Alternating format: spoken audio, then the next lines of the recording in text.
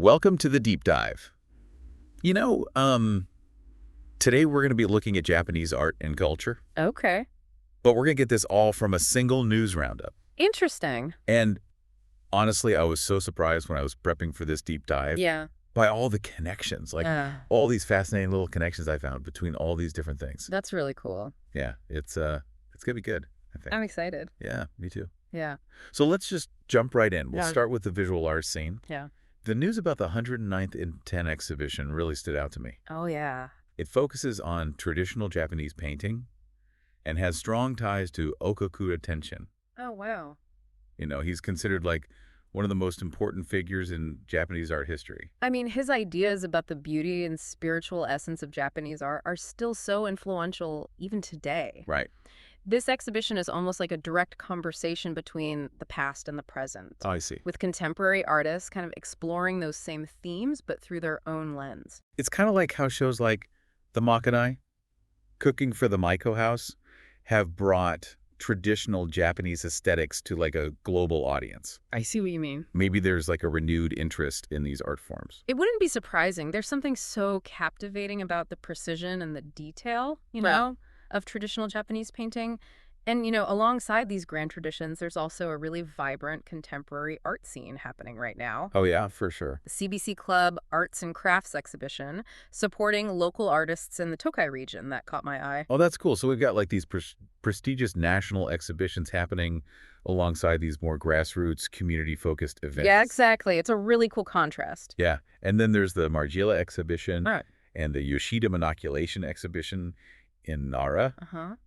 I'm so curious to see how those differ in style. Yeah, it's a real testament to the diversity of the Japanese art scene right now. Yeah. With everything from avant-garde fashion to, traditional woodblock printing all on display. And then there's this one with a title that just screams clickbait. Ah, tell me. Open Site 9, Part 1. I Am Internet Museum. Wow. It makes me wonder what they're going for. Yeah, it sounds almost paradoxical, Yeah. but maybe it's about exploring the relationship between digital spaces and traditional art forms. Maybe. Mm. There's also an exhibition showcasing high-end period art and calligraphy in Nagano Prefecture. Nice. I'm always drawn to that era's elegance and refinement. Yeah. And then there's this completely different vibe with the Food Loss Reduction slogan exhibition in Chiyoda Ward. Huh. This might sound strange to people if you're not familiar with Japanese culture, but like slogans over there aren't just catchy phrases. Right. Slogans in Japan, they're more like these mini poems. Uh-huh. They're often infused with like profound meaning and designed to inspire action. Totally. A whole exhibition dedicated to slogans about reducing food waste. It really speaks volumes about how seriously Japan is taking this issue. Yeah, it's almost like a public awareness campaign, but expressed through art.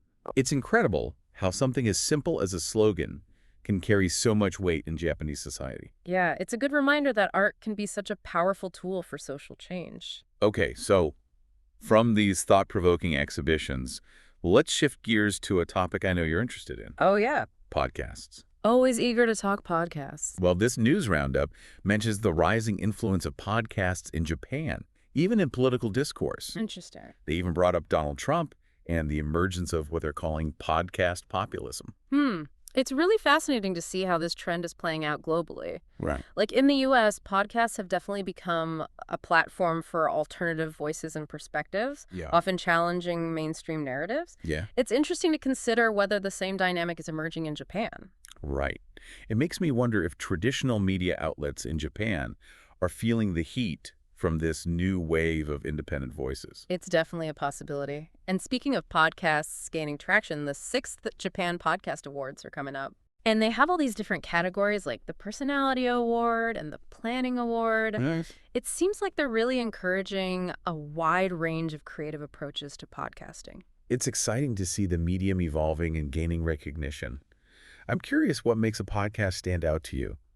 What are some of the qualities you look for? For me, it's all about a compelling narrative, engaging hosts, and fresh perspectives, Yeah. I love podcasts that make me think differently or introduce me to new ideas and voices. I love that. Maybe we can swap some podcast recommendations later. Yeah. But for now, let's keep diving into this news roundup. Okay. Next stop on our tour is the world of music, and there is a lot to unpack. I'm ready. The Japanese music scene is always buzzing with activity, Yeah. and it seems like the current economic climate is giving it an extra boost. How so? Well, the Nikkei stock average is hitting record highs. Wow. And, that could lead to a surge in investment and opportunities for musicians. That's great news for the artists. Absolutely. However, there are also concerns with the Japanese national soccer team. Oh no, what's going on? There's speculation about player Mitoma's position Okay. and its potential impact on the team's strategy. It seems like even in the world of sports, strategy and individual talent can make all the difference. For sure. And speaking of talent, the FNS Music Festival is shaping up to be a spectacular event I've heard good things. with artists like Jen Hoshino, Mrs. Green Apple, and Perfume all set to perform. Wow, that's quite a lineup. It is. Yeah. And then there's the Best Hit Song Festival 2024. They just recently announced the timetable. Cool. They've got 25 performing artists, and it's a lot of music packed into one event. It's a real testament to the sheer volume of talent in the Japanese music scene. It is. There's something for everyone, from established stars to, up-and-coming acts. Totally. But you know what really caught my eye? What's that? It's the Fuji Fabric's 20th anniversary concert at Osaka Castle Hall. Oh, wow. They're collaborating with Asian Kung Fu Generation and Koruli for this one. Talk about a dream lineup. It's going to be an epic show. The connection between Fuji Fabric and Asian Kung Fu Generation actually goes way back. Really? Did you know that Fuji Fabric actually opened for Asian Kung Fu Generation on their national tour back in 2010? I did not know that. That's amazing. Yeah, I've been a fan of Asian Kung Fu Generation since high school, Nice. and their music was a huge part of my life back then. Mm. To think that Fuji Fabric was there with them from like those early days is so cool. It really speaks to the strong bonds and mutual respect within the Japanese music community. Absolutely. And speaking of special moments, there's a really heartwarming anecdote about Koruli performing their debut song, Tokyo, at the concert. Oh, wow. Apparently, the entire audience was singing along, swaying to the music. I can only imagine how powerful that must have been. Oh, it must have been amazing. It's those shared experiences, those moments of collective joy that make live music so special. It's like everyone in the room becomes connected through the music, Yeah, sharing in a collective memory and emotion. totally. It's truly magical. It- And Fuji Fabric also performed Portrait from their latest album. They even share their set list online, Nice. which is a real treat for fans who want to relive the experience or discover new favorites. I love how technology allows for that kind of connection between artists and fans. It definitely adds a whole new dimension to appreciating music. Yeah, You can delve deeper into the meaning behind the song choices, the flow of the set list, the artist's intention. right. Speaking of artists and intentions, Okay. I noticed something in the news roundup that bridges music with a different art form, Oh, what's that? fashion. Okay. Doris Salcedo's art installation using roses really stood out to me. Yeah, her work often explores themes of loss and memory, Uh-huh. and using roses in this way adds a layer of fragility and beauty. Totally. It's a reminder that fashion and art often draw inspiration from the natural world and, our own human experiences. Absolutely. And speaking of fashion inspiration, there's an article from a UK fashion magazine Okay. highlighting must-have autumn items. It's always interesting to see how global trends filter into different cultural contexts. I Right. wonder how these UK trends will be adapted and reinterpreted by Japanese designers and fashion enthusiasts. It makes me think about the concept of cultural exchange Uh-huh. and how styles evolve through this constant back and forth between different parts of the world. It's like a global conversation through clothing, Yeah. with each culture contributing its unique perspective and aesthetic. And while we're on the topic of global conversations, it's impossible to ignore the influence of Japanese brands on the international fashion scene. For sure. Brands like Men's Bigi have played a significant role in shaping Japanese men's fashion. Yeah. Their sophisticated yet playful designs have definitely made an impact. For sure. It's fascinating to see how they've managed to balance classic tailoring with a modern sensibility, Right. appealing to both a Japanese and a global audience. It's funny, as we've been talking about all these different aspects of Japanese culture, Uh-huh. from art to music to fashion, there's one theme that keeps popping up. What's that? The 6th Japan Podcast Awards. Oh, yeah. It's like this event has become the unexpected thread connecting all these seemingly disparate elements. It's a fascinating parallel. And it makes me wonder if podcasts could become a platform for exploring those intersections between different art forms, Mhm. for connecting artists and audiences in new and exciting ways. You know what? That's a great point. What if we Yeah. pick up this thread in the next part of our deep dive. I like that. I have a feeling there's a lot more to uncover here. Okay, let's do it. Cool. I'm excited to see where this goes. Yeah, I love that idea. Yeah. It really does seem like we've stumbled onto a really rich vein of thought here. Yeah. Podcasts as this cultural bridge, Right. connecting all these different artistic expressions. Right. I mean, we've been like bouncing around from visual arts to music festivals to fashion trends, Yeah. and now back to this podcast awards event.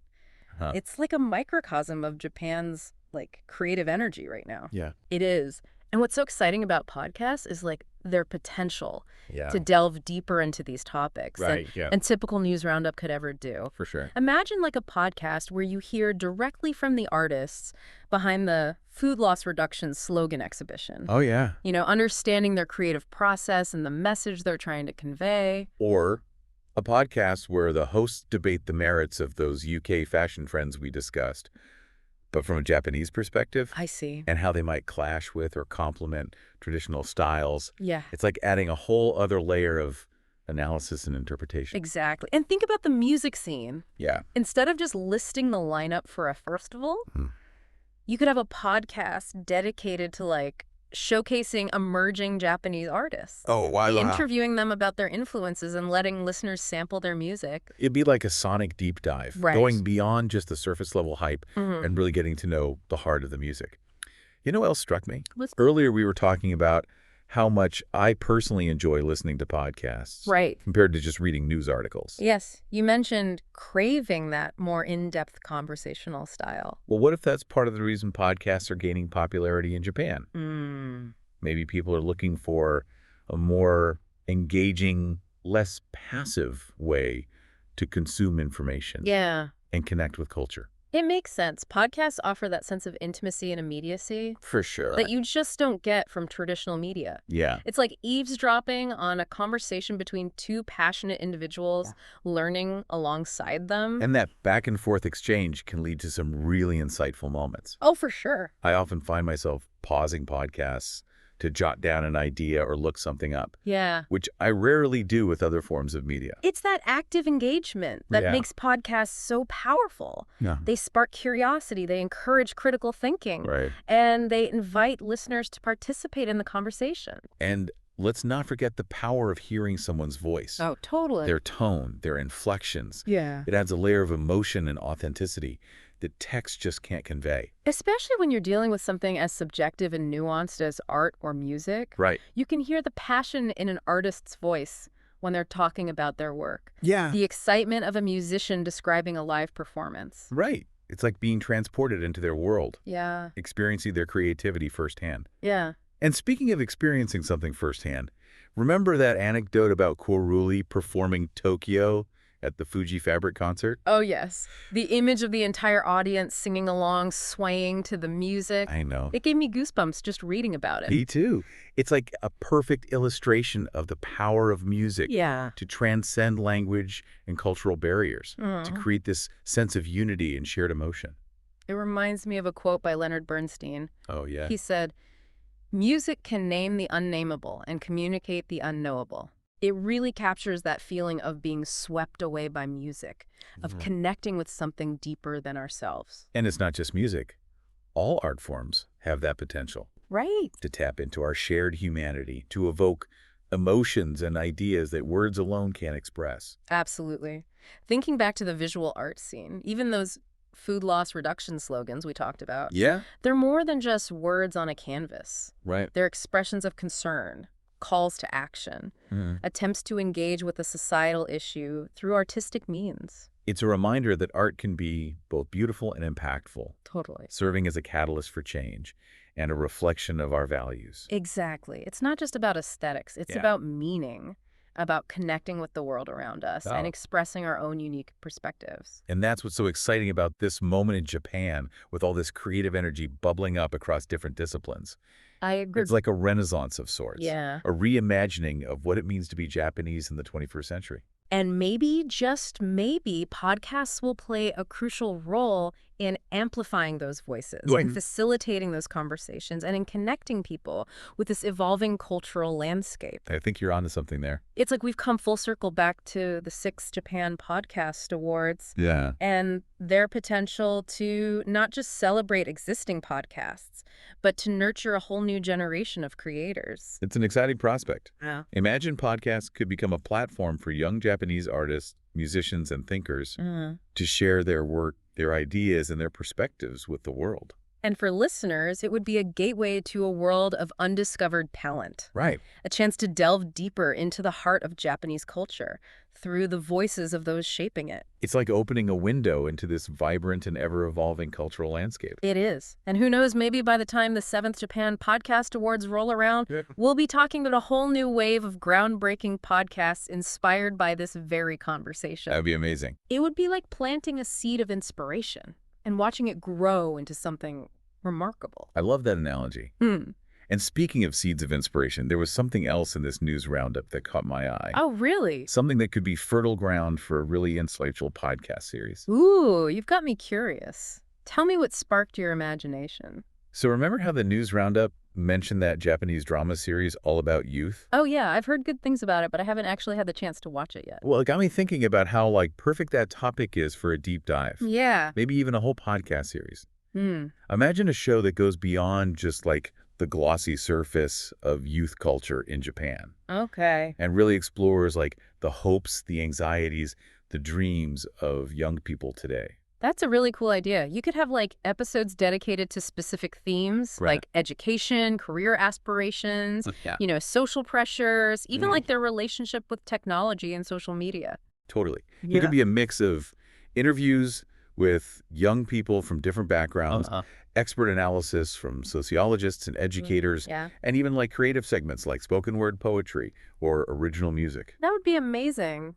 It would be such a powerful way to give voice to a generation that's often spoken for, but rarely given the platform to speak for themselves. Right. And can be so insightful, not just for young people themselves, Yeah.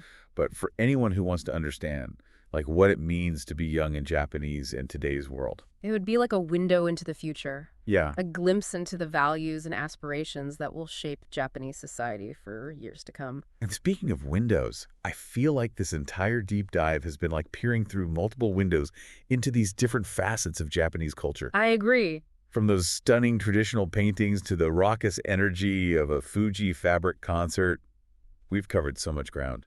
It really has been a whirlwind tour, but what's really striking to me is how seamlessly all those seemingly disparate elements fit together. It's like a tapestry woven from tradition and innovation, from ancient aesthetics and cutting-edge technology. And it's a tapestry that's constantly evolving, with new threads being added all the time. I mean, just think about how much the podcasting landscape in Japan could change in the next few years. Yeah. Especially with events like the Japan Podcast Awards fostering creativity and pushing boundaries. It really is an exciting time to be both a creator and a consumer of culture in Japan. It is. There's just this sense of possibility in the air, Yeah. this feeling that anything is possible. And that's what I hope you, dear listener, take away from this deep dive. Yeah. A sense of wonder, a spark of curiosity, Uh-huh. a desire to explore further and discover those hidden gems of Japanese culture that resonate with you. Whether it's attending an art exhibition, checking out a new band, subscribing to a thought-provoking podcast, Yeah. or simply striking up a conversation with someone from a different background. Right. There are just countless ways to engage with this vibrant and ever-evolving culture. So go forth and explore. Immerse yourself in the richness and diversity of Japanese culture. And remember, the most rewarding discoveries are often the ones we make when we step outside our comfort zones Yeah. and embrace the unknown. Beautifully said. And on that note, we'd like to thank you for joining us on this journey of exploration. Until next time, keep those creative sparks flying.